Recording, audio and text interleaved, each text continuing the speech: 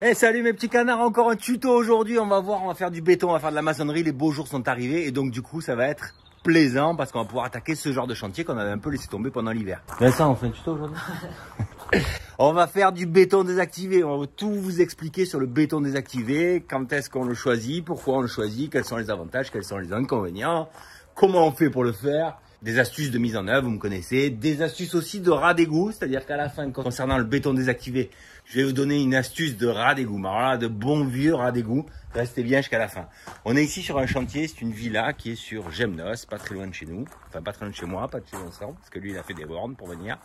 Et on va faire du béton désactivé. Il se trouve que ici, dans cette maison, on a déjà fait du béton désactivé sur toute une partie des pourtours de la maison. Je vais vous le montrer vite fait. Il y a une particularité concernant le béton désactivé, c'est un mélange béton de rivière. Résultat des courses, qu'est-ce qui se passe? Eh bien, vous voyez qu'il est un peu différent. C'est plutôt du galet rond que du galet concassé, d'accord? Ça, c'est qu'une question d'esthétique. Le client ici, il avait choisi ça parce qu'il voulait que ce soit un peu moins piquant sous le pied quand on se balade pieds nus dans la maison. En deux mots, là, on a fait toute cette partie-là, là, juste à côté du terrain de boule. On a fait la coursive qui est ici. Je vous montre vite fait. Et on a fait la dalle ici, côté barbecue. Le béton désactivé, c'est un choix que l'on a. Vous n'allez pas m'entendre dire dans cette vidéo que le béton désactivé, c'est beau. Personnellement, je trouve pas ça très beau, d'accord? Mais ça présente des avantages, notamment le coût. En fait, il faut savoir que le béton désactivé, c'est un revêtement de surface qui fait fini quand même, c'est-à-dire que c'est pas une dalle de béton brute simple, c'est un état de surface décoratif, d'accord? Et donc du coup ça fait relativement fini et tout ça pour un coût plutôt faible. On va en parler à la fin de la vidéo, je vous donnerai tous les tarifs, qu'est-ce que ça a coûté là de faire ce chantier, qu'est-ce qu'on a gagné, combien on vend ça habituellement à des clients et combien ça coûte dans le cas où on le fait soi-même, hein, parce que vous êtes là pour ça, j'espère. Je ne sais pas si vous avez vu une bétonnière sur chantier, mais pour l'instant il n'y en a pas. Néanmoins j'ai pris une bétonnière, d'accord? Je vous la montre vite fait. Non, on va revenir en arrière. Hier soir, j'ai préparé le chantier et j'ai livré la bétonnière. Vous allez voir un petit peu de quoi il s'agit et on se retrouve dans un instant. Demain, qu'on va faire ces bétons et donc du coup, je vous montre vite fait. La question pouvait se poser de savoir quelle bétonnière on a utilisé. Est-ce qu'on utilisait la bétonnière que vous êtes en train de voir là, qui est ma petite bétonnière d'appoint pour les petits chantiers, ou est-ce que je prendrais pas 10 minutes pour transformer mon dumper à chenilles, ma brouette à chenilles. Ça, il y a déjà des tutos qui traitent de cet outil-là sur la chaîne, mais ce sera l'occasion pour moi de vous la remontrer parce que c'est un outil que je kiffe de la mort. Comme dirait un jeune, quoique les jeunes ils doivent plus dire ça aujourd'hui. Enfin, celui-là, je le kiffe particulièrement, c'est vraiment mon outil multifonction favori. Je l'utilise tout le temps, pour être honnête, et particulièrement chez moi, pour le bois l'hiver, pour le jardinage, pour le potager. Vous voyez tout ce que je fais avec ça, c'est monstrueux. Bref, ça je le regrette pas du tout. J'espère un jour pouvoir trouver la même chose en moteur diesel, la modèle Imer que je guette. J'ai une alerte sur le bon coin. Vous avez remarqué, je ne devrais pas le dire parce que s'il y a d'autres mecs qui mettent une alerte, ils vont me passer sous le nez les prochains dumpers comme ça qui vont sortir. Donc chut, je dis rien. Il y a un modèle que je voudrais pour remplacer celui-là. Mais pour l'instant, je ne le trouve pas et ça fait bien au moins 3 ans que je cherche. J'en ai raté, mais c'est trop loin en France et puis ça part trop vite en fait, quand ça sort. Bon, bref, vous allez me voir en accéléré. Transformer cet outil-là, attention parce que ça va devenir l'arme absolue pour le maçon en herbe que je suis. C'est parti.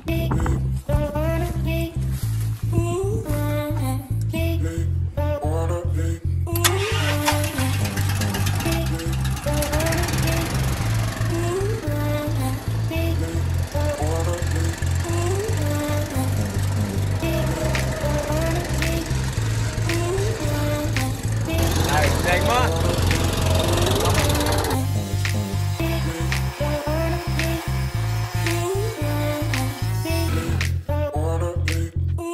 Bon, on va faire une petite transformation. Attention. C'est parti.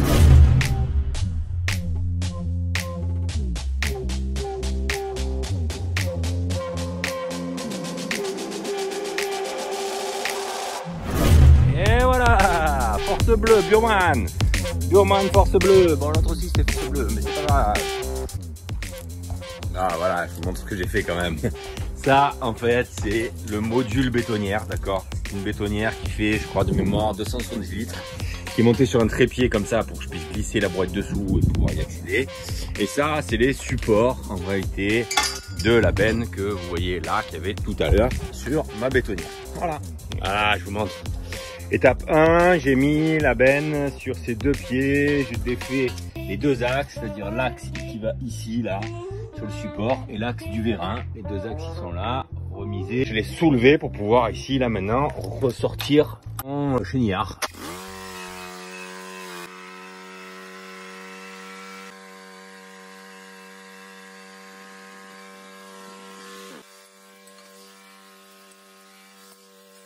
C'est arrimé, c'est tout branché. J'avais plus d'essence, mais là.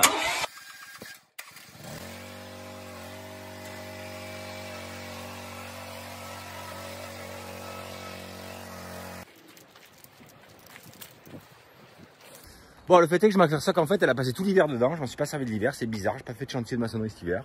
D'habitude, j'alterne un peu pour faire varier les plaisirs, mais là, je sais pas. Pas dû me sentir. En tout cas, là, ben, l'été pointe le bout de son nez et donc je me dis qu'en fait, c'est un peu naturel de reprendre des chantiers de maçonnerie à l'extérieur. Même si dans pas longtemps, on va se plaindre qu'il fait trop chaud, mais bon, c'est toujours pareil ça. L'hiver, il fait trop froid, l'été, il fait trop chaud. Chaque année, c'est un peu plus dur, on en souffre un peu plus. Bon, c'est comme ça. Bientôt la retraite. C'est ce qu'on peut se dire, non? Bon, a priori, c'est pas le cas, mais enfin bon, on peut toujours rêver. Bon, charge ça dans le camion benne et c'est parti pour le chantier tout de suite. Alors le gros intérêt de cette machine, c'est qu'elle fait 800 kg avec son équipement et donc du coup, c'est une machine que je peux transporter facilement avec mon camion benne. Je suis pas en surcharge, contrairement à d'autres systèmes un peu de cette nature, comme par exemple un malaxeur sur un Bobcat qui est beaucoup plus lourd. Bon voilà, désolé pour le vent, hein. Du coup le son sera un peu dégueulasse. C'est chargé. Je me demande même si je vais pas livrer la machine ce soir pour gagner du temps. En fait, demain, ça va faire une journée méga serrée. Vous allez voir, comme d'habitude, on exagère à bloc. Mais ça, c'est comme ça, c'est comme ça. On peut pas, on se refait pas, hein, on se refait pas. Ciao, à demain. Donc la bétonnière, elle est ici, elle est sur le chantier, elle est là, elle nous attend. Ça, c'est mon chouchou de bétonnière, j'adore ça. Là, on fait 17-18 mètres carrés, en gros, 1 mètre cube de béton. On n'a pas besoin d'une bétonnière comme ça pour faire ça. Mais en réalité, quand on a ça et qu'on a commencé à l'utiliser et qu'on s'y est un petit peu habitué, eh bien en fait c'est très difficile de revenir en arrière. L'approvisionnement du chantier, je vous montre vite fait des images. Je vous emmène chez le fournisseur où je suis allé pour trouver notamment du mélange béton Rivière. On y va. Voilà, je suis à une vingtaine de minutes du dépôt où je vais habituellement, d'accord. Mais c'est un dépôt Gédimat, vous savez mon attachement à Gédimat. Donc c'est très bien. Et qu'est-ce que ça coûte? Ben voilà, ça c'est le premier passage. Bon, on refera un point sur la comptabilité. Mais le premier passage, j'ai pris une partie du mélange béton, j'ai pris du treillis, j'ai pris une planche de coffrage ou deux, des relevés de plainte. Je suis à 137,9 € TTC pour l'instant. Je vais me faire charger, je bombarde parce que la journée est millimétrée.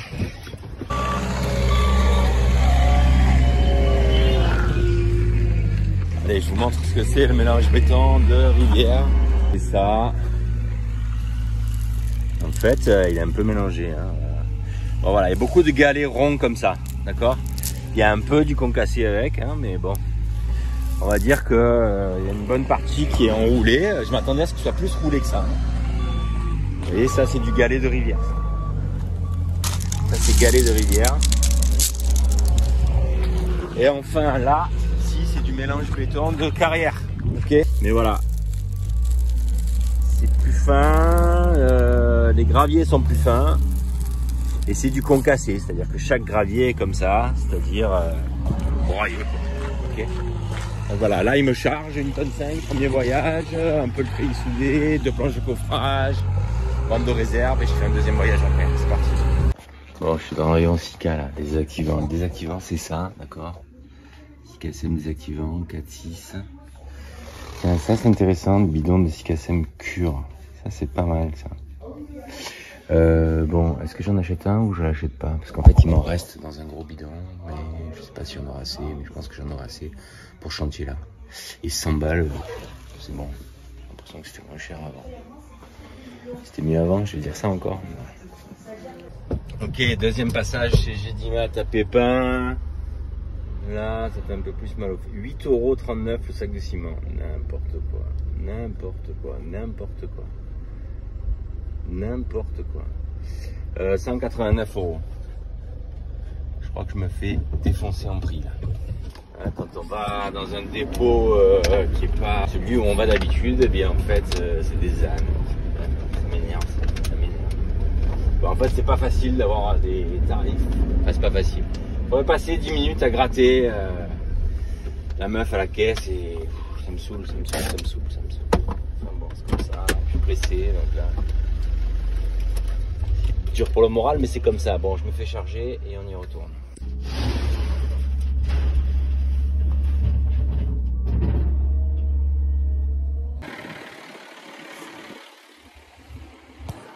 Et là, c'est même pas du Lafarge. Merci. Au revoir. Bon, rien contre les gens qui travaillent là, mais c'est leur politique commerciale qui est débile là. Ils espèrent comme ça, là, augmenter un peu leur taux de marge et faire de meilleurs résultats à la fin de l'année. C'est bidon. Bidon, ils n'ont rien compris. Ils me verront le moins possible. Le moins possible. Voilà. Bon, et pendant ce temps-là, on a pu compter sur Vincent, qui était en train d'humidifier la dalle pour humidifier un peu le support, d'accord? Et là, qui a tout cassé parce qu'il y avait en fait une marche. Le client voulait plus de marche, il voulait simplement une petite pente qui rejoint l'ancienne dalle. Donc on a cassé pour pouvoir le faire. Voilà. Ce tuto, ça sera pas un tuto sur comment on fait pour faire une dalle de béton, la tirer, etc. Ça ne devrait pas tarder à arriver sur ma chaîne. D'accord? C'est plutôt comment on fait une dalle de béton en faisant du béton désactivé. D'accord? J'entends par là que ce que vous allez voir dans cette vidéo, c'est pas sûr que ce soit la bonne méthode pour vous si vous n'avez pas l'habitude, d'accord? Moi, je vais le faire vite fait, bien, mais je vais pas utiliser une méthode facile pour quelqu'un qui débute. C'est-à-dire qu'en gros, je vais un peu tirer ma dalle tout à la volée. Il y a des préparations qui sont nécessaires quand on n'a pas trop l'habitude ou quand le support ou l'ouvrage est un peu complexe. Là, on n'est pas complexe. Pourquoi? Parce qu'en fait, la pente, elle est forte. Donc, on n'a pas de risque majeur de se tromper dans les pentes. Et qu'on a un vieux support qui est une ancienne dalle béton, qui est très stable et qui est homogène et bien droite. Donc en fait, c'est plutôt facile là, de tirer une dalle béton là-dessus. Donc ne m'en voulez pas, mais il ne faudra pas que ce tuto soit trop long non plus. Donc on n'est pas là pour apprendre à tirer une dalle de béton. Par contre, je suis là pour vous apprendre comment on fait ce fameux béton désactivé. Et donc je vais tout vous montrer à ce titre-là. Bon, vous allez bien sûr voir des images en accéléré de tout, ne inquiétez pas. Alors, qu'est-ce qu'on a amené sur chantier vite fait? On a amené des règles de maçon, plusieurs, 2 planches de coffrage pour faire la bordure finale. On a amené du polyane, mais finalement c'est pas nécessaire parce qu'on a un support comme dalle qui est sain. Mes petites bottes que je vais mettre pour aller chercher des champignons. On a amené une barre débuleuse comme ça. Ça, je vais vous montrer. C'est un super outil pour dresser un peu les chapes avant de travailler. Une taloche, une truelle, bon, une bande de réserve. Ça, on n'en parle pas dans cette vidéo. Mais c'est pour faire une petite réserve en pourtour de dalle, particulièrement contre l'habitation. Un râteau pour tirer les dalles de béton, un râteau normal, une pioche au cas où, une pince Monseigneur. Bon, ben voilà, ça c'est les outils du maçon classique. Les ligatures, Vincent a ligaturé les treillis bricots entre eux. Alors ça, treillis dans une dalle comme ça, est-ce que c'est nécessaire, pas nécessaire? Est-ce qu'un treillis bricot suffit, sachant qu'un treillis bricot c'est tout petit?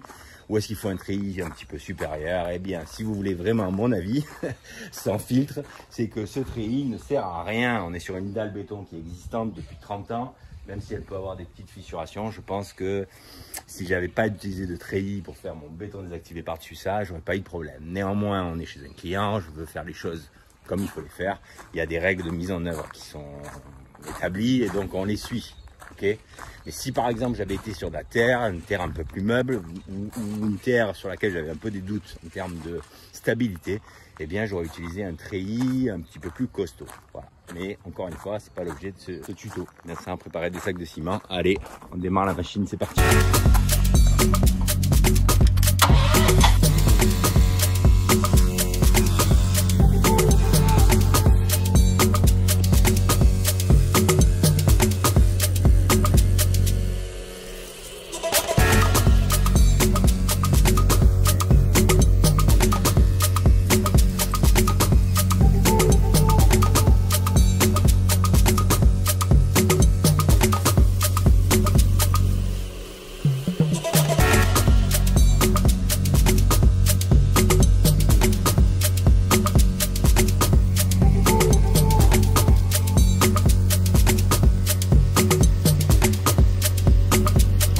Première chose importante quand on fait du béton désactivé, on met de la fibre. On le fibre le béton. Ça garantit une meilleure finition, notamment au niveau de l'esthétique, au niveau de la fissuration.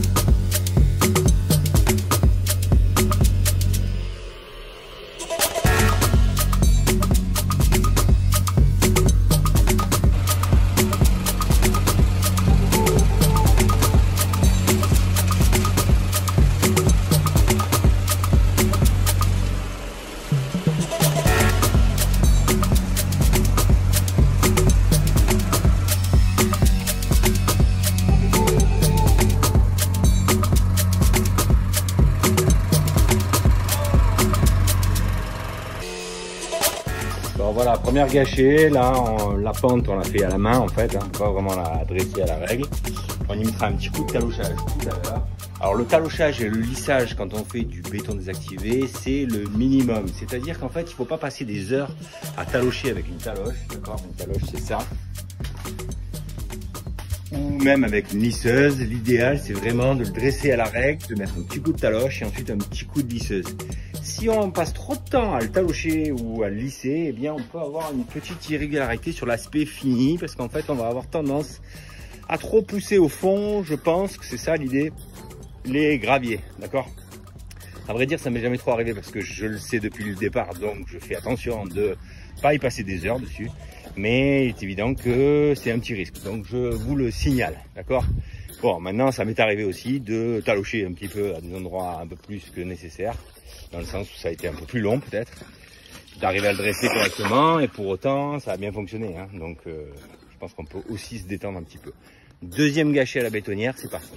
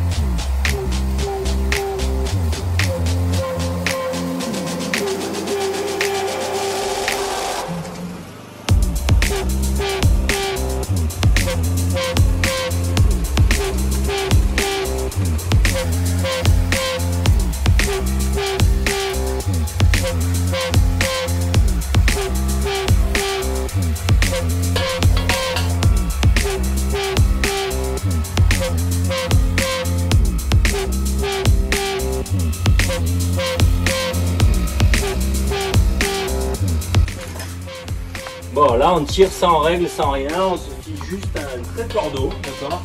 Encore une fois, ça c'est pas un tuto comment on fait pour tirer une dalle de béton, d'accord? Je vous montre juste comment nous on fait. On peut faire des guides quand on fait une dalle en béton désactivé, ça peut vachement aider, particulièrement si on a dans un cas de figure un peu complexe. Là, encore une fois, c'est un cas de figure plutôt simple. J'ai un trait de niveau ici qui va me servir de repère, et ensuite j'ai mon visuel là de la charge qui va être en gros de 6-7 cm de partout. J'utilise une règle comme ça qui va me permettre de passer un peu d'un côté, un petit peu de l'autre, ok? Et ensuite la finition sera à la taloche. Là, je vérifie que j'ai bien ma pente, là, c'est-à-dire que là j'ai un point haut, je veux que l'eau puisse s'évacuer naturellement par là. Donc là je suis bon, donc en fait l'ancienne terrasse était déjà bonne. Donc là je dresse ma dalle.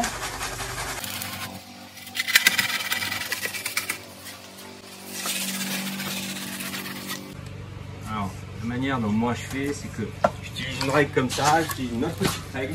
Cette petite règle va me permettre de régler un petit peu les bords qui vont être en fait mon repère visuel, d'accord? Ça va être mon repère visuel d'un côté. Et de ce côté-là, je m'ajuste au trait de cordeau.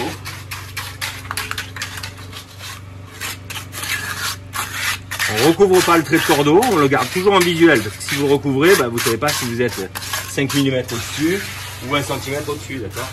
Donc le trait de cordeau, on le fera 5 mm au-dessus du niveau fini qu'on souhaite faire. Et ensuite, voilà, là je mets une règle qui fait à peu près 1 mètre. Ça va être mon guide du premier mètre simplement, ok? Donc là, je me mets ici. Et là, je règle mon premier mètre. À partir du moment où j'ai fait ça, je reprends ma règle de 2 mètres. Et là, j'ai un petit repère visuel d'un côté, un petit repère visuel de l'autre.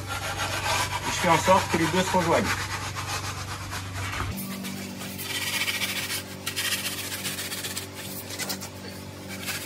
Si je vois qu'il y a un manque au milieu, je recharge.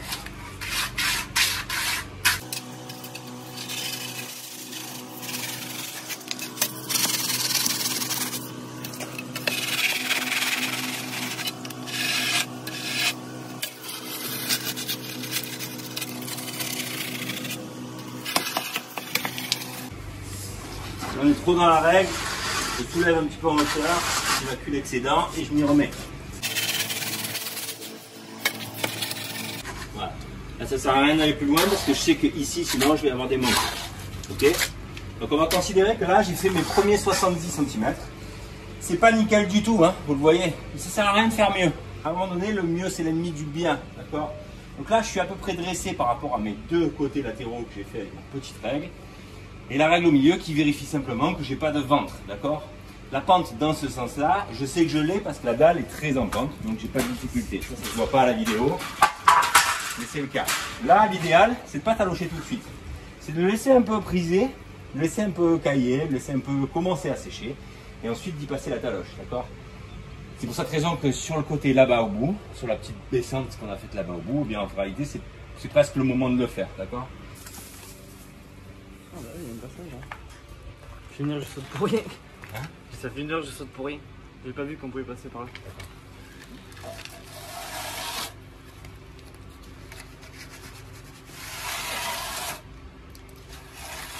Ah là j'ai des pentes donc c'est pas facile. Hein.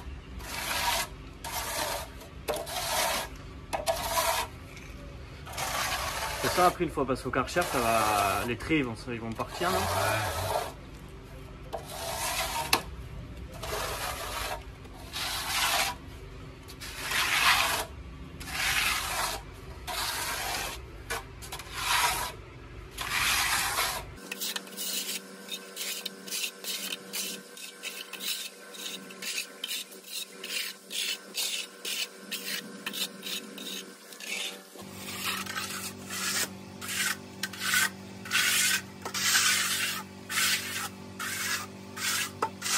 Là c'est trop frais pour être fait.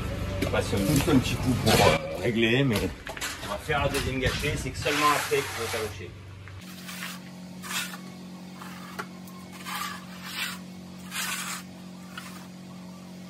Ok, allez, on prépare la bétonnière suivante, ça va nous faire gagner 6-7 minutes pour que ça prenne un petit peu. C'est parti. Bon, là Vincent est à la bétonnière, mais il y a une seconde, vous voyez mes traces, je suis venu ici. Vous montrer. Et là, je suis venu passer un coup de taloche comme ça de partout. D'accord? C'est mieux de le faire 10 minutes après l'avoir mis parce qu'en fait, il se comporte mieux le béton quand il a commencé un petit peu à se poser et à cailler. D'accord? Là, ensuite, j'ai réglé mes deux petites règles de mètre sur les deux côtés. D'accord? Pareil, mon entrée de cordeau en référence. Je peux poser ma règle comme ça dessus, ça pose pas de problème, juste pour vérifier que je suis bien aligné. D'accord? Là, je suis bien au niveau de mon guide d'un côté, on regarde de l'autre côté. De l'autre côté, c'est la même histoire. Mon guide sur 1 mètre, à peu près, il est fait. Là, cette portion-là, là, elle est quasiment prête à recevoir le produit de désactivation. Il se moque Vincent parce que je trouve pas mes mots. Non, parce que du coup, tu fais un tuto comment faire une dalle de béton. Ah oui, c'est vrai, t'as raison. En fait, je voulais pas trop vous expliquer parce que là, la méthode qu'on utilise, c'est une méthode qui est difficile.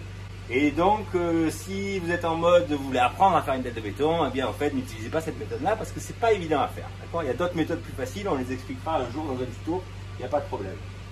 Donc là, il est quasiment prêt, enfin il est prêt à recevoir le produit de désactivation. Sauf que, comme je n'ai pas encore réglé cette prochaine bande de 60-70 cm, j'attends un petit peu. Quand celle-là sera réglée, je pourrai commencer à pulvériser sur la zone. Sachant qu'ici, on a quand même de la chance parce que c'est plutôt accessible. On peut faire le tour de la dalle, alors pas de ce côté-là, mais on peut faire facilement le tour de la dalle d'un côté de l'autre. Donc cette partie-là, on n'aura pas de difficulté à l'imprimer avec le produit de désactivation. Petite astuce en passant, parce qu'après je sais que je vais oublier, quand vous faites des taches sur les murs comme ça arrive souvent quand on coule des dalles de béton ou quand on benne avec la machine, ça a tendance à éclabousser. Alors on a mis un peu de plastique, mais enfin, il peut y avoir ça. Ça, on va aussi le pulvériser avec le produit de désactivation. Et je vous expliquerai après pourquoi, mais ça permettra de ne pas avoir de taches à la sortie. Ok ? Donc là maintenant je place mon béton, vous allez juste le voir sur la vidéo d'accéléré que vous verrez sans doute à la fin où je mettrai tout le déroulement du tirage de la dalle en accéléré. Là je vais placer mon béton et régler mes 70 cm avec la règle de 2 mètres. Voilà. Alors en avançant, quand on met un treillis comme ça à ras le sol, nous c'est ce qu'on fait parce qu'en fait on passe dessus avec la machine. Il faut penser régulièrement à remonter son treillis, d'accord? Tous les 60 cm vous prenez votre treillis et vous le vibrez en hauteur. Ça permet au treillis de monter un petit peu, de ne pas être collé au sol. S'il est collé au sol, il est moins efficace. Ça ne veut pas dire que ça va fissurer, hein, pas du tout. Enfin, si vous faites ça de temps en temps, de manière régulière, ça permet le fait qu'il y ait des graviers qui passent dessous, ça vous maintient 1 cm ou 2 au-dessus du niveau de la dalle, c'est mieux. Petit réglage là, on repart de notre limite. Tiens, passe-moi la fenêtre, s'il te plaît. Voilà. Quand on repart de là, on va vérifier qu'il n'y ait pas de manque au milieu. D'accord? En fait, dans l'idéal, il faut toujours avoir un peu plus de matière que nécessaire. Je me fie par exemple à mon guide de droite et je fais un premier passage. Pour l'instant, c'est du passage grossier. C'est-à-dire que je sais que potentiellement je vais remonter. Ça ne me pose pas de problème. Même chose de l'autre côté. Je me fie, je visualise mon rail de l'autre côté.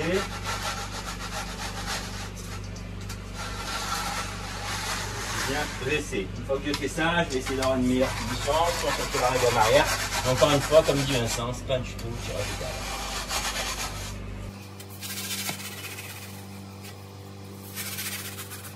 Et à un moment, quand j'en ai trop sur la règle, je soulève un peu la règle et je tire en arrière.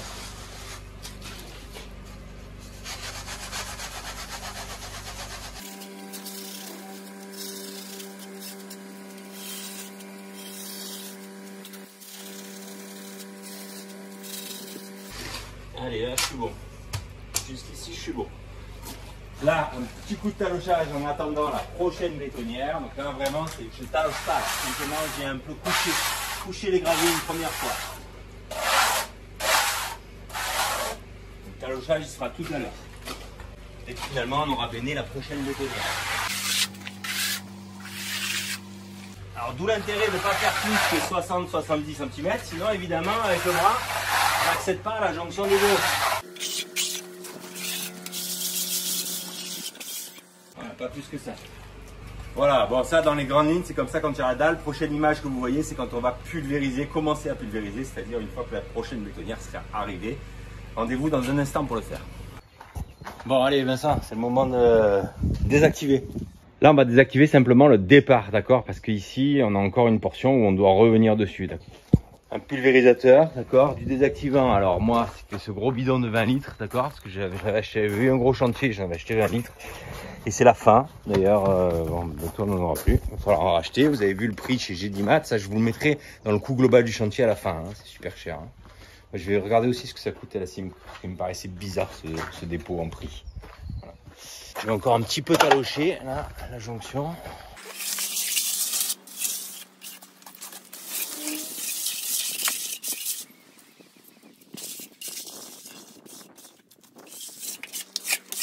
On y reviendra encore après.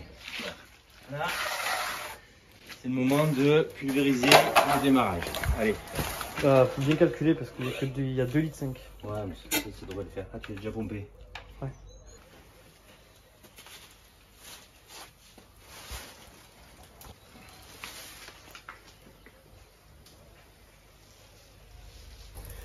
Alors, qu'est-ce que c'est le désactivant de surface?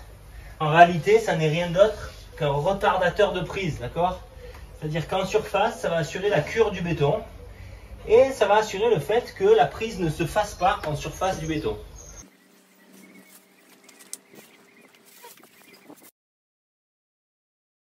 Là, je vais pas plus loin que ça, d'accord? Parce que ici, je vais repasser avec ma taloche. Je vais repasser tout à l'heure, donc je vais pas plus loin que ça. Je ne vais pas mettre du produit ici, parce que ce produit-là, il ne faudrait pas le mélanger dans le cœur du béton. Donc vraiment, une fois qu'on a pulvérisé le désactivant de surface, on s'arrête là, c'est terminé.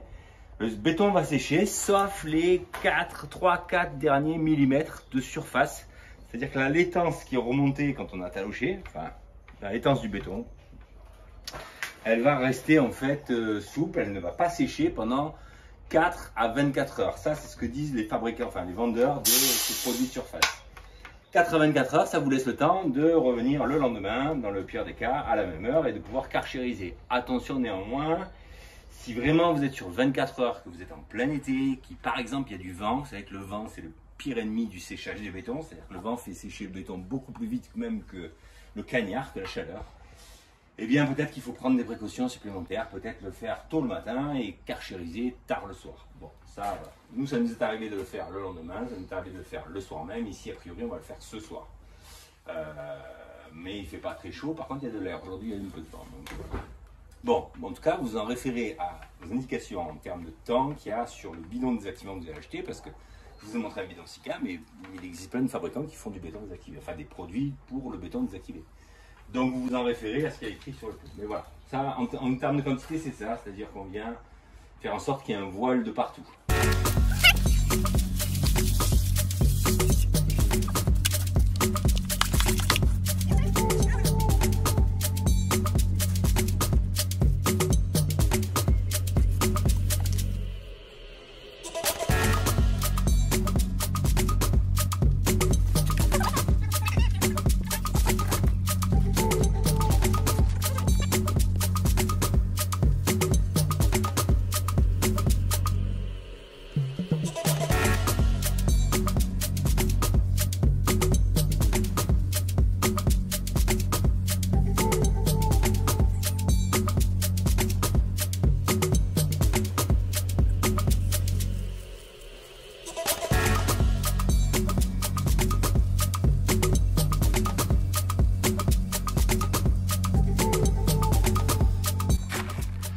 Ça, c'est pour les rats d'égout parmi vous qui veulent pas payer 100 balles le bidon de désactivant. Oui, oui, oui, monsieur, madame.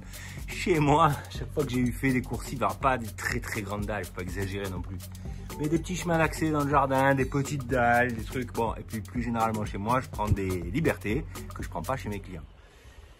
Ça, c'est mon astuce rat d'égout. Vous allez voir, je vais faire une petite dalle témoin juste pour vous montrer. Et puis rendez-vous ce soir, vous allez voir.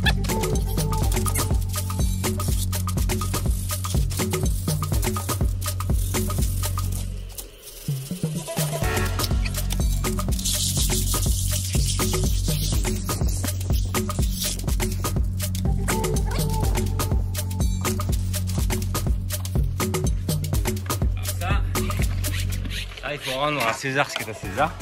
C'est une idée magnifique de Vincent. Oui, oui. Il m'a dit que tu devrais faire la moitié désactiver, l'autre moitié astuce de rat d'égout. Allez, c'est ce qu'on va faire. Moitié désactiver. Allez, on finit de pulvériser ça.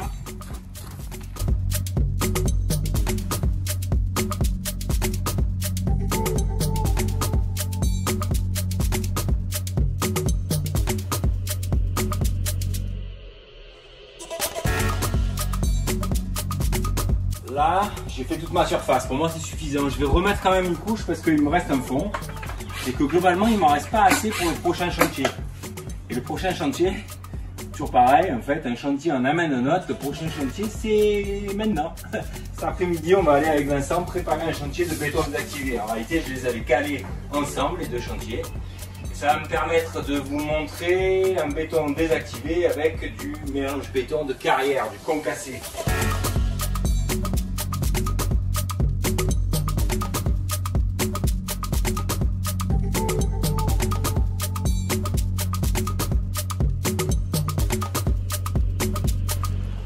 Vincent, on refait un tuto aujourd'hui. On est toujours sur la même journée. Là, il est 15h20. En fait, on a fini tout ce que vous avez vu sur le premier chantier à 14h. Bon, j'espérais finir à midi. On n'avait pas dit qu'on finissait à midi? Comme d'habitude, on respectait jamais ce qu'on imagine faire. En réalité, on est trop optimiste, c'est normal. Bon. Et là, on arrive sur le deuxième chantier. C'est le côté pas très glamour de la maison, à l'arrière. Et en fait, ici, là, c'est une maison qui a été... Il y a une petite base existante, mais qui a été construite, on va dire, que 80% est neuf. Et là, ici, c'est un peu le why. Il y a des problématiques d'entrée d'eau dans les sous-sols parce que les pentes ne sont pas bonnes. Donc, je suis allé ramener la bourrette à chenilles, j'ai chargé la mini-pelle. On va devoir refaire un peu les niveaux, on va devoir faire des coffrages. Enfin, vous allez voir des choses. La préparation, ça n'a pas vraiment d'intérêt pour ça, mais surtout, vous allez voir une deuxième chantier de béton désactivé avec du concassé. Voilà, le rendu sera complètement différent et je vais vous donner pas mal d'informations. Et on va parler dans quelques minutes de la couleur. Le béton désactivé, c'est souvent coloré. Là, vous m'avez vu ce matin faire du gris. Je vais vous expliquer pourquoi je fais du gris, pourquoi je ne veux pas faire autre chose que du gris. Bon, ça c'est très perso, mais n'en demeure pas moins qu'il y a des choses à savoir si vous vous projetez de le faire en couleur, parce que parfois ça pêche.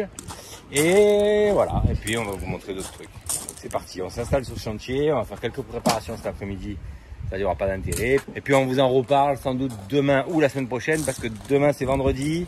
Si on coule demain, il y a plus de béton désactivé ici à faire a priori. Eh bien il faudrait karchériser le lendemain matin, et le lendemain matin c'est samedi, et samedi je peux pas. J'ai piscine. Donc peut-être qu'on coulera que la semaine prochaine. Et Vincent en arrivant, il me dit, bon, mais viens, on coule maintenant, comme ça on karchérise demain. Et je dis, ouais, d'accord. Les jeunes, ils sont inarrêtables, inarrêtables.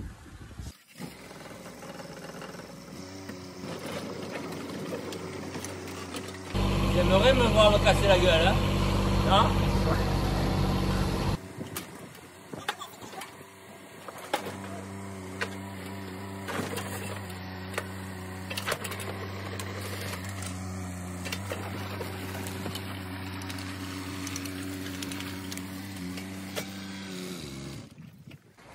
Ah, on est de retour. Quelle heure il est? 18h30. Je finis ma journée de l'autre côté. Chantier que vous avez vu. Et là, je viens pour éventuellement karchériser si c'est pas trop tôt. J'espère que ça va bien le faire. Je me sens pas d'attendre ici jusqu'à 21h, que ce soit le bon moment. Mais enfin bon. Je vais installer le karcher et puis je vous montre ça. Alors ça, c'est un karcher. C'est pas le gros que j'ai, c'est le petit. Celui-là, il fait 140 bars. Donc c'est pas énorme, hein. Si j'avais dû karchériser le lendemain, je pense que je serais venu avec le 200 bars, pour être sûr. Mais là, je pense que ça peut suffire, pas de problème. Starter, on. Oh putain. C'est pas vrai. Je rentre pas de cul. C'est pas possible. Oh putain, en plus j'ai pas d'outils ici. Bon. Je vais faire un retour chez moi. Déjà j'allais finir tard, mais alors là, je vais finir super tard. Ah là là, tout ça pour vous, hein. Parce que bon, tout ça, je le fais, c'est pas pour... non, je déconne. Je le fais un peu pour moi quand même. Et moi, j'appuie sur la télécommande de mon portail en pensant que ça va ouvrir celui-là. Mais non, c'est pas celle-là la télécommande. Ah, c'est dur la vie. Rendez-vous dans une demi-heure. Allez, acte 2, scène 2. Du coup, je viens de profiter pour prendre le fourgon et j'ai récupéré mon trépied. Donc, ça sera beaucoup mieux pour vous montrer. Donc, c'est un mal pour un bien, on va dire. Allez, je m'installe. Une cordelette, petite 10, je vous montre ça en accéléré. Et c'est parti.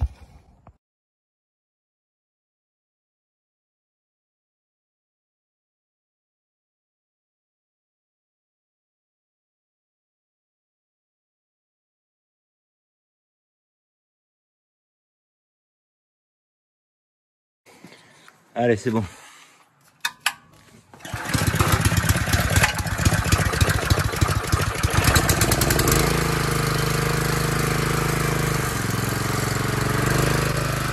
On va commencer doucement. Hein.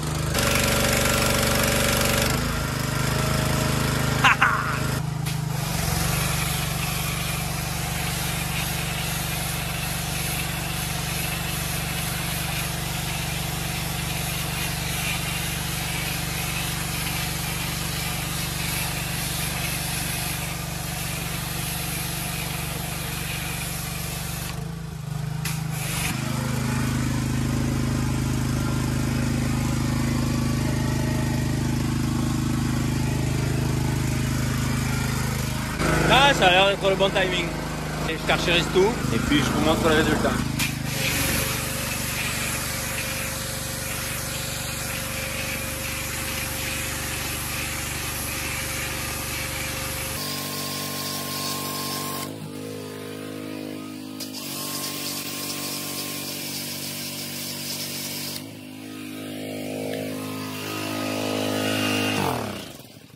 Le karcher pour vous montrer un peu des petits points de détail pour que vous compreniez. Ok. Et là, vous m'avez vu passer un coup d'eau du haut vers le bas pour nettoyer un peu. Sinon, là, quand je suis en pente, donc chaque fois que je pousse, j'ai l'étance sale qui redescend.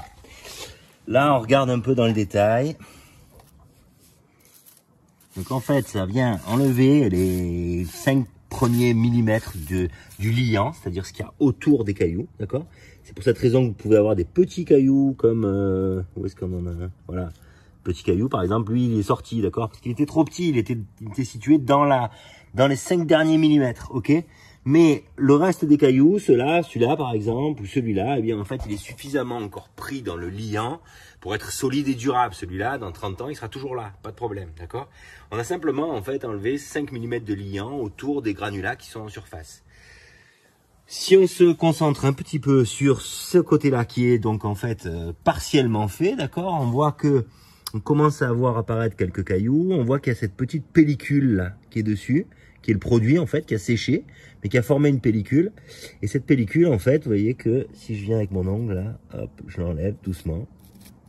Donc ça voudrait dire que sur le principe, si j'enlève la pellicule mais que je m'arrête à peu près à ce stade-là, eh bien j'aurai un effet béton désactivé qui est très neutre, c'est-à-dire vraiment que on voit apparaître les petits cailloux de surface. Et si j'y passe plus de temps, comme je l'ai fait là, c'est toute une affaire de mesure en fait, eh bien au plus je vais y passer du temps, au plus je vais faire sortir des gros cailloux. Ça, c'est une affaire de goût, j'ai envie de dire. Donc ça, vraiment, ça sera à vous de voir. Si on doit donner un conseil, c'est que pour des gens qui n'ont pas trop l'habitude, ça vaut vraiment le coup de travailler sur des échantillons. C'est-à-dire qu'à un moment donné, vous allez prendre le mélange béton que vous comptez utiliser, ou, je vous en parle encore un peu après, eh bien des mélanges de sable et de gravier que vous allez composer vous-même, ou voilà, et puis vous faites des essais, et puis vous voyez bien. Tout est une question de durée de carchérisation et aussi de puissance. Là, je suis le soir même coulé le matin, donc encore une fois, c'est frais, c'est-à-dire que là, il ne faut pas que j'exagère. Si j'y passe trop de temps, à mon avis, je peux avoir un problème.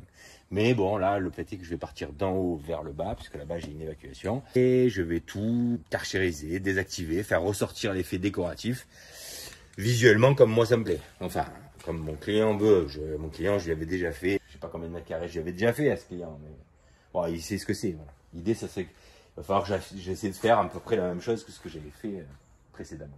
Ce qu'il faut noter, c'est que aujourd'hui, il y avait du vent, il y a quelques petits endroits.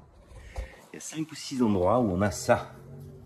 Si je vous le montre dans le détail, petite fissuration de la dalle béton. Donc ça, c'est lié au fait que quand le béton sèche, eh bien, il se rétracte. Et à un moment donné, si la rétractation est plus forte que la force de résistance du béton, qui est faible le premier jour où vous coulez, eh bien, vous pouvez avoir ce genre de petits phénomènes. Ça, il faut prévenir les clients parce que c'est quelque chose qui est très aléatoire d'une part, c'est-à-dire que d'un chantier à l'autre, vous pouvez l'avoir ou ne pas l'avoir du tout, et un peu indépendant de la manière, enfin de votre volonté, c'est-à-dire que vous avez beau mettre de la fibre, vous avez beau bien doser le ciment, vous avez beau faire tout ça, potentiellement vous n'êtes pas à l'abri de ce genre de situation.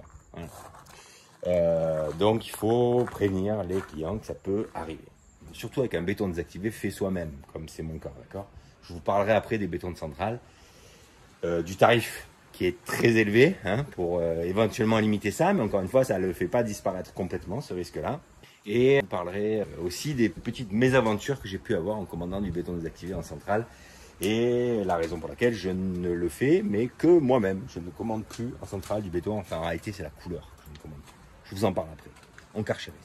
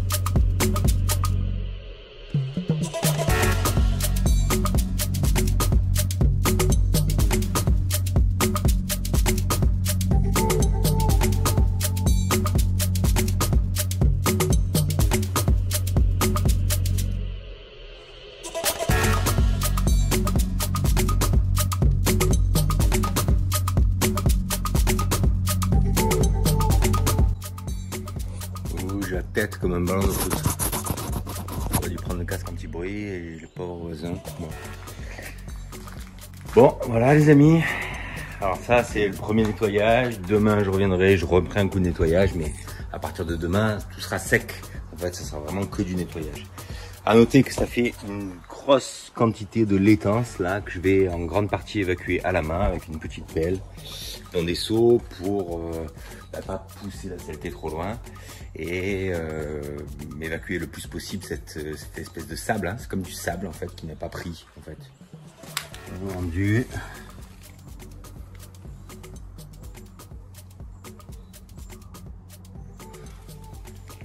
Je pense qu'en désactivant le soir, on a tendance à avoir plus de gravier qui sort que quand on désactive le lendemain. Sauf à utiliser des produits encore une fois différents, hein, ils sont un peu tous différents. Donc il faut bien se fier aux délais qui sont inscrits sur les produits que vous allez utiliser pour faire la désactivation de surface. Et voilà, alors avant de nettoyer, je vais faire mon petit essai sur mes surfaces, d'accord? Non revêtu et revêtu. Je vais faire mon camion et on va faire un petit essai pour vous montrer une petite astuce.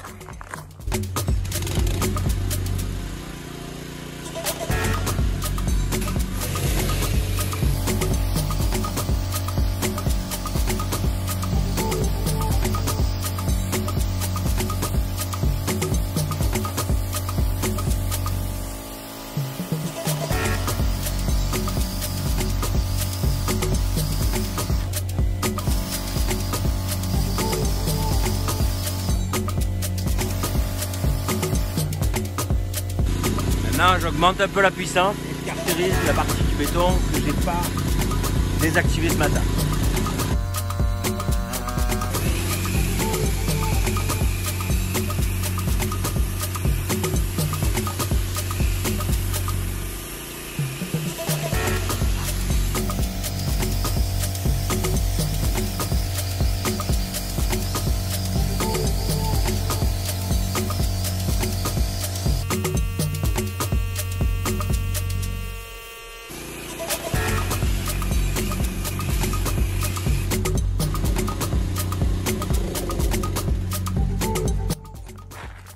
Alors c'est ça mon astuce de ras d'égout, d'accord? C'est que globalement, si vous y mettez plus de puissance et que vous vous y prenez sur du frais, c'est-à-dire que vous coulez le matin et vous carchérisez le soir, alors ça sous-entend de surveiller et éventuellement de se faire un échantillon pour être sûr de le faire ça au bon moment.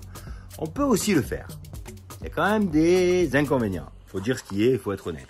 Petit 1, je mets le karcher plus fort. Quand je mets le karcher plus fort, eh bien potentiellement je vais créer des petites imperfections sur mon support, c'est-à-dire qu'il y a des endroits où je vais caractériser un petit peu plus profond que ce qui est nécessaire, d'accord? Là on a la partie avec le désactivant et là on a la partie sans désactivant. Alors comme ça vous allez peut-être me dire mais vieux, il n'y a pas de différence. Ah, si, en réalité il y en a. Alors petit 1, il y a un peu des portions comme ça là, vous voyez, ça c'est un petit défaut parce que ça en fait lui il a séché et il serait bien parti. Alors, en pratique, ce genre de choses, ça ne va pas durer longtemps en fait, hein, sur le revêtement. C'est-à-dire si vous marchez dessus, ça va disparaître. En revanche, plus problématique, vous n'êtes pas à l'abri de faire un petit peu des trous. Regardez bien, ici si on regarde, là vous voyez un petit peu d'eau.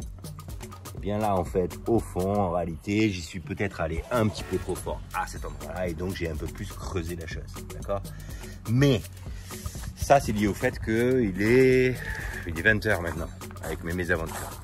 Si j'avais fait ça chez moi, j'avais coulé ça ce matin, et bien ça, si j'étais venu dessus à 16 h, en fait c'était idéal.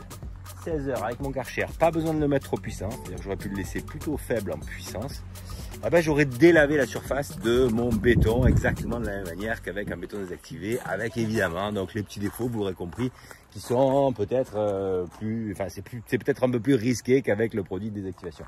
Mais si on ne veut pas payer les 100 balles du bidon de 5 litres de désactivant, en bon ras d'égout que je suis, chez moi par exemple, ça m'est très souvent arrivé, eh bien j'ai fait comme ça.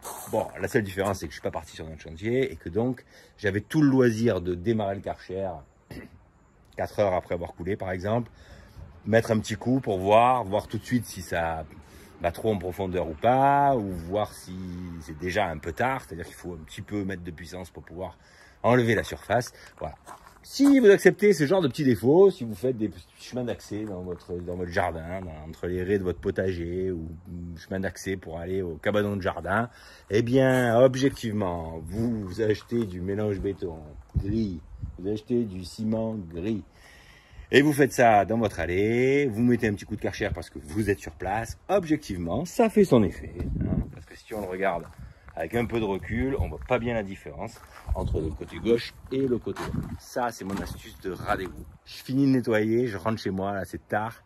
Et puis on se retrouvera demain ou lundi sur l'autre chantier de béton désactivé pour voir un autre type de gravillon, sachant que dans ce roulé, il y a beaucoup de concassés. Objectivement, c'est pas tout à fait ce à quoi je m'attendais, mais bon. C'est toujours comme ça, il y a toujours des aléas quand on fait ce genre de travaux. Bon. Bonne soirée. Ça te manque de reste ce matin ou pas? Non, sauf si tu veux venir nous aider à tirer la dalle. Regarde, il y a tout YouTube qui te regarde. Ah, non, tu vas me mettre en vidéo comme ça. Bien sûr que je peux. Laisse-moi aller me préparer. Non, mais on va se débrouiller. Alors qu'est-ce qu'on fait alors? C'est une dalle normale, on tente de désactiver rendez-vous? En mode rendez-vous? Pour tout vous dire, on va être très transparent. On devait faire un béton désactivé. Finalement, mon client, qui est mon pote, Benoît, me dit ah, je suis pas sûr de pas carreler dans un an ou deux. Je dis ben attends, si tu carrelles dans un an ou deux, on va pas faire du béton désactivé, ça va coûter 20 ou 25 balles plus cher le mètre carré. Donc si tu sais que tu vas carreler dans 2 ans, ça sert à rien de le payer. On fait une dalle béton et tu la carrelleras. Point. Voilà. Il m'a dit ok, bon ben ça va, on fait ça. Donc moi un peu déçu parce que du coup on ne peut pas faire le béton désactivé avec du concassier de carrière dont je vous avais parlé. Mais là ce matin je lui dis en plus il va pleuvoir cet après-midi, je lui dis putain c'est le jour idéal pour revenir cet après-midi et carchériser en mode ras d'égout. Donc on va le faire, on va le tenter, il est d'accord. Et si c'est un carnage quand je commence, ben j'arrêterai. Et on laissera la dalle béton comme ça. Voilà l'idée. Donc chantier, vous allez le voir en accéléré, on a refait le topo, la même organisation, si ce n'est qu'on a mis un treillis soudé un peu plus gros que du treillis bricot, parce que là on est sur un terre-plein qu'on a remblayé avec les cailloux que vous voyez là-bas au bout. Ok. Poliane, épée, treillis ST25, je crois, c'est le treillis de plancher, enfin je sais plus les termes techniques, mais treillis de plancher, bande de réserve de partout, on a pris nos relevés, et là on a des pentes qui sont très compliquées à faire, parce qu'en fait on doit à la fois faire une pente dans ce sens, et à la fois faire une pente dans ce sens, donc ça va être chaud patate. Mais on va le tenter, et puis voilà, on verra bien. C'est parti, vous allez nous voir en accéléré tous les temps.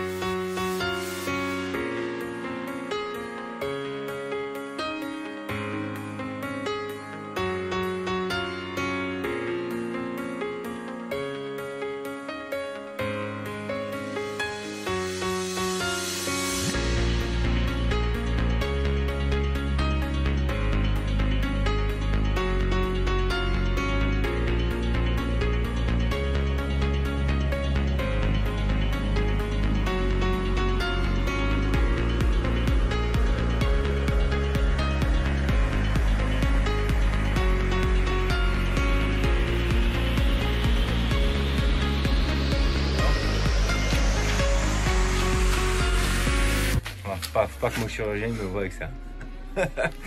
Il m'a dit 4 semaines. En fait, dimanche, je me suis fait mal et je me suis mis un coup de tronçonneuse sur le doigt, là, sur la base de l'ongle.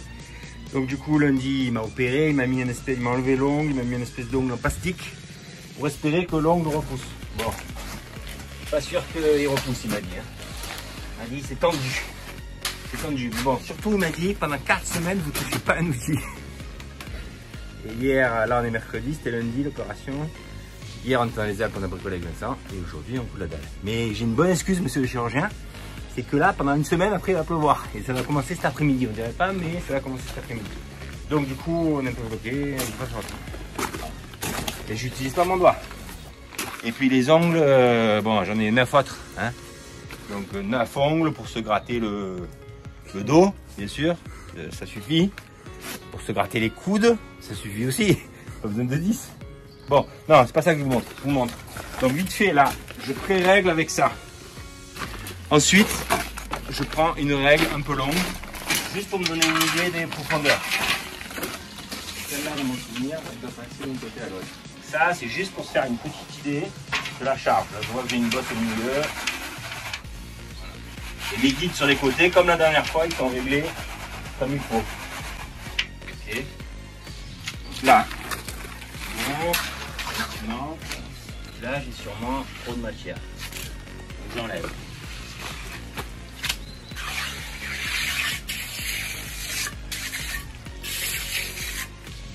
Mais après je vous montre un outil exceptionnel.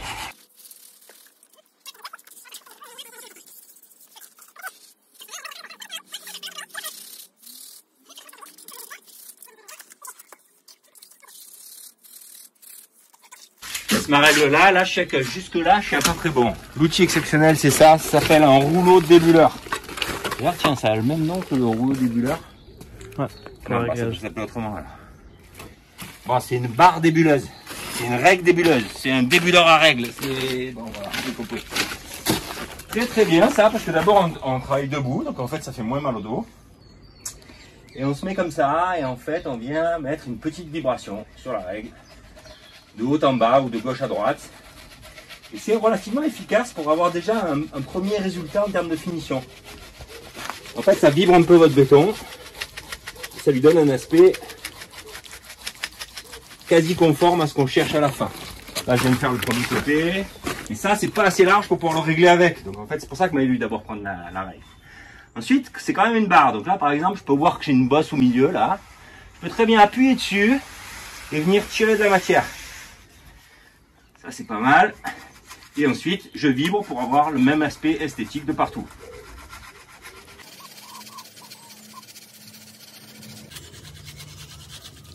Là, ça ne va pas dire de conneries parce qu'il y a le patron derrière. Il est là, il surveille. Allez, continue. Donc là, tiens, je vais me prendre un petit peu là, juste pour vérifier que j'ai pas de bosse. Et oui, j'ai une petite bosse. Donc là, je viens et je la tire ma bosse. Je reviens ici et je revibre. Là d'ailleurs, on va bientôt mettre le joint de dilatation. Ouais. Petit coup de taloche pour la finition.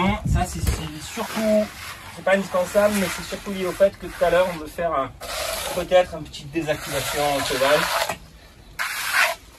Et si on le fait, ben, ça sera mieux qu'il y ait un petit coup de taloche de partout. Ça vient mettre les petits cailloux dans le bon sens.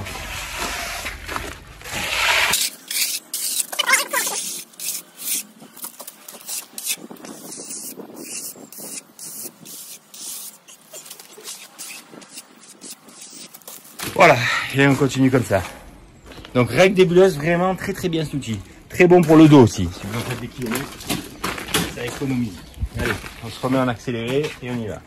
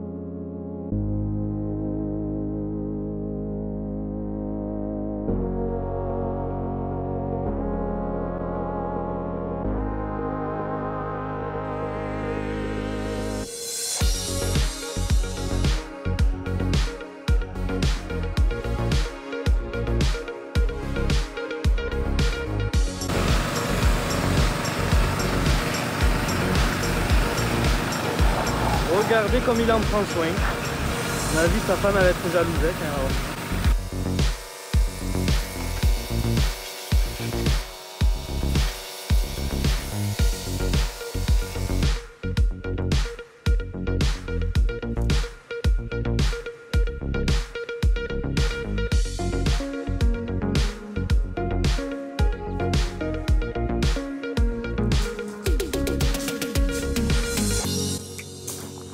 Belle notre dalle ou pas? Ouais. T'en penses quoi? Ça va. Franchement, elle est belle notre dalle. On est fiers de nous. Je pense que les pentes sont bonnes. Et on va peut-être revenir cet après-midi pour faire une tentative de désactivation. Et pour ça, on s'est fait des petits témoins sur le côté qui sont là.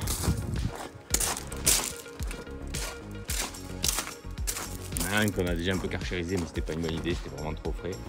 Et les deux autres qui vont me servir peut-être si je reviens cet après-midi. Parce qu'en fait Benoît il est un peu incertain. C'est pas encore, il réfléchit, ça cogite. C'est pas s'il va carreler, pas carreler. Si maintenant t'es sûr de carreler, ça sert à rien qu'on se fasse chier à revenir 2 heures. On verra tout à l'heure, ciao. Voilà, il est 16h19. On a coulé à midi.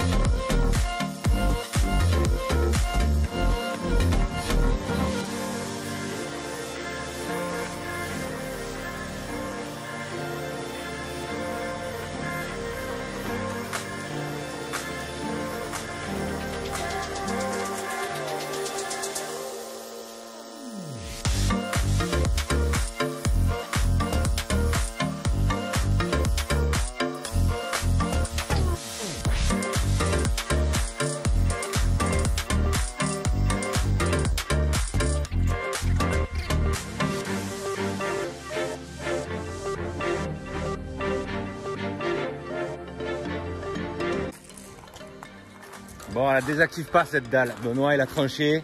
Il a dit qu'il préfère la dalle de béton brute. Voilà. Et ça, c'est le désactiver des maisons sans désactivant. C'est pas mal, hein. C'est pas mal. Ah ben, Benoît, il a dit la dalle elle est trop belle pour la carchériser. Elle est en train de sécher tranquillement. Bon, allez, on range, on y va. Dites-moi dans les commentaires si vous auriez carchérisé ou si vous l'auriez gardé comme Benoît, brut.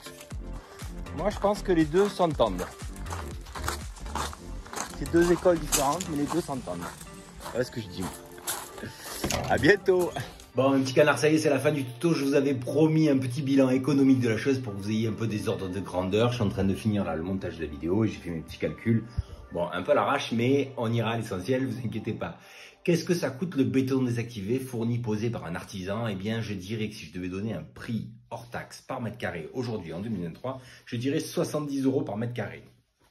Si on ne fait pas la désactivation, je dirais qu'une dalle béton, ça se situe entre 45 et 50 € hors taxe par mètre carré. Attention, les tarifs que je vous donne. D'abord, je suis artisan dans le sud de la France, dans le 13, Marseille, Aubagne, voilà. C'est les tarifs d'ici, en tout cas c'est mes tarifs à moi. Souvent quand je donne des tarifs, je ne me fais pas que des amis parce que je me fais souvent un peu attaquer dans les commentaires. Évidemment qu'à Paris, sans doute que c'est beaucoup plus cher, mais bon, je ne travaille pas à Paris, je ne sais pas vous le dire. Voilà. Mais en gros c'est ça, 50 € la dalle béton ferraillée, coulée, dressée, décoffrée, et 70 € à peu près hors taxe pour du béton désactivé. Ça c'est sur ce type de béton là, c'est-à-dire un béton qu'on fait nous-mêmes avec du ciment gris et du mélange béton classique, d'accord? Je vous ai pas parlé de la couleur d'ailleurs, j'ai oublié, et plusieurs fois je vous ai dit je vous parlerai de la couleur. Il se trouve que les bétons de centrale, quand on les commande colorés, alors on peut le faire, ça coûte très cher au mètre cube, mais on peut le faire et ça peut permettre de faire un béton désactivé coloré. Vous voyez souvent ça d'ailleurs dans les jardins, sur la voirie, les trottoirs, etc. Je dois simplement vous dire que les quelques fois où je l'ai fait, j'ai eu des grosses mauvaises surprises à l'arrivée, tant au niveau de la couleur qu'au niveau du gravier. Parce que quand on commande en centrale, on peut même choisir un petit peu la typologie du gravier qu'on veut, la couleur du gravier, etc. Et en fait, les quelques fois où je l'ai fait, ça n'a jamais été très fiable. Donc un jour, j'ai décidé de ne plus le faire, de ne plus le proposer à un client parce que c'est un trop gros stress d'avoir un client qui vous demande du jaune, par exemple, et le lendemain matin, votre jaune il tire vers le vert, ou votre client qui vous demande que des graviers blancs, et puis vous vous retrouvez le lendemain matin en carchérisant avec la moitié de gravier marron et l'autre moitié de gravier blanc. Donc voilà, bon, ça j'ai arrêté pour ça, mais sans doute qu'il y a des entreprises qui ont des bons contacts avec des bonnes carrières et qui le font, hein, pas de problème. Je vous donne juste mon propre ressenti. Sur le premier chantier que vous avez vu, qu'on a fait de béton désactivé, bon, en réalité c'est le seul, puisque l'autre vous avez vu qu'on n'a pas fait finalement. J'en suis vraiment désolé parce que j'aurais bien aimé vous montrer, mais voilà. On a eu en tout, donc on a eu 2 passages chez GDMat, je les ai ramenés en hors taxe, j'ai rajouté le treillis que j'avais en stock, que j'avais amené à la maison, une petite cote-part pour du désactivement. On arrive en grosso modo à 350 € hors taxe pour la réalisation de ce chantier. Ce chantier-là, c'était 17 mètres carrés à 70 €, soit 1190 € hors taxe. Si on résume un petit peu pour vous en termes de fourniture par mètre carré pour faire ce type de chantier, c'est-à-dire une dalle de 7 cm d'épaisseur avec un petit peu de treillis, du mélange béton, du ciment, du désactivant, de la fibre, etc. Ah, la fibre, j'ai oublié de la compter. Ouais, donc ça fait 30 balles de plus. Voilà. En fourniture, eh bien, vous allez vous situer à peu près autour de 20 € hors taxe par mètre carré pour faire vous-même votre dalle de béton telle que vous m'avez vu la faire. Attention, quand je donne des prix comme ça de mètre carré de dalle de béton, il est évident que ça ne comprend pas d'éventuelles préparations nécessaires. Sur le premier chantier, encore une fois qu'on a fait là dans cette vidéo, eh bien, vous avez vu qu'on n'a pas fait de préparation, à part casser une marche et mettre une petite planche de coffrage, mais ça, donc on ne le compte pas. Mais si, par exemple, comme dans le deuxième chantier, il avait fallu prendre la mini-pelle, refaire les pentes, amener du gravier, parce qu'on ne remblait pas avec de la terre avant de faire une dalle de béton, sinon ça descend. Bref, tout ça, c'est de la préparation, et tout ça, ça vient en plus des tarifs que je vous donne là. Voilà. Merci beaucoup d'avoir regardé ce tuto jusqu'au bout. Je ne sais pas si vous êtes nombreux à être arrivés au bout. Si vous cherchez des informations, j'espère que vous les avez trouvées. N'hésitez pas à liker ma vidéo, ça m'aide beaucoup pour le référencement YouTube, et à vous abonner si le cœur vous en dit. Et je vous dis merci beaucoup et à très vite. Bye.